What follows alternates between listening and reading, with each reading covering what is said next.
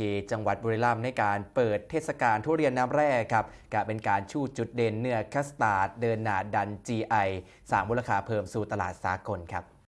ที่แปลงเกษตรกรนั่งเทียนที่รักครับหรือว่าสวนยายเทียนอำเภอโนนสุวรรณจังหวัดบุรีรัมย์นายคำเขื่อนพนะชัยรองผู้ว่าราชการจังหวัดบุรีรัมย์เป็นประธานเปิดงานประชาสัมพันธ์สวนทุเรียนน้ำแร่บุรีรัมย์เทศกาลเปิดสวนทุเรียนเนื้อคัสตาร์ดมหัศจรรย์ทุเรียนน้ำแร่บุรีรัมย์ภายใต้โครงการส่งเสริมและพัฒนาสินค้าเกษตรอัตลักษณ์พื้นถิ่นเพื่อเข้าสู่ห่วงโซ่อุปทานเศรษฐกิจสร้างสรรค์โดยมีนางสาวนิกรสมมุ่งนะครับเกษตรจังหวัดบุรีรัมย์พร้อมด้วยส่วนราชการภาคเอกชนสื่อมวลชนและเกษตรกรผู้ปลูกทุเรียนเขาร่วมงาน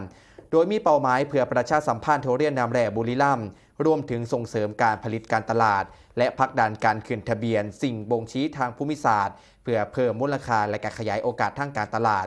โดยกิจกรรมภายในงานนะครับก็มีการตัดทุเรียนลูกแรกของฤดูกาลกิจกรรมชมชิมช็อปและการจำหน่ายผลผลิตทางการเกษตรจากเกษตรกรโดยตรง